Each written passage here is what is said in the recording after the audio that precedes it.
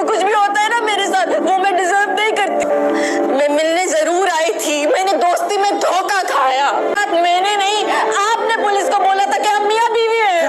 अब इन सब बातों का क्या फायदा है? ये बातें क्यों कर रहे हैं? गलती हो गई मुझसे, उसी की सजा भुगत रही।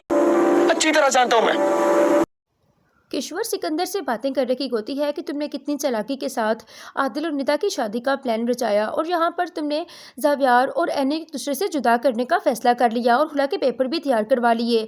तुम इतना कैसे गिर सकते हो? ये सारी बातें जावियार इन दोनों की सुन लेता है। वो अपने बाप के सामने आकर कहता है कि मैंने शर्माती है आपको अपना बाप कहते हुए, मैंने कभी सोचा भी नहीं था कि आप इतने गिर जाएंगे। मैंने तो आपसे सीखा था कि इस रिश्ते हमेशा एहसास से चलते हैं, लेकिन आपको देखकर तो मुझे अब एहसास होने लगा है कि आपको तो मुझे बाप कहते हुए भी शर्म आ रही है। वो लड़की जिसे आपके जाने के बाद मैंने खुद से ज़्यादा चाहा, इतनी मोहब्बत की, आपने उसे ही मुझसे दूर करने का फैसला कर लिया। आप ऐसे कैसे सोच सकते हैं?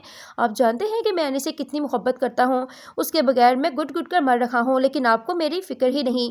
आपको सिर्फ़ और सिर्फ अपने मंसूबों में कामयाबी चाहिए होती है। लेकिन आपको मुबारकबाद देना चाहता हूँ कि आप अपने रिश्तों में अपने बेटे को हमेशा के लिए खो बैठे हैं। यहाँ पर सिकंदर जावियार से कहता है कि बेटा ऐसा कुछ भी नहीं है, वो लड़की इस काबिल ही नहीं थी कि हमारे ख़ानदान को आगे लेकर चलती। इस पर जावियार कहता है कि यानी जैसी भी थी मेरी बीवी थी, मेरी इज्जत थी, मैं उसके बारे में एक लफ्ज़ भी नहीं सुनूंगा। मैं अभी इसी वक्त से घर छोड़कर जा रखा हूँ। यहाँ पर जावियार को सिकंदर रोकने की कोशिश करेगा, लेकिन जावियार हमेशा के लिए घर छोड़कर एनी के पास चला जाएगा।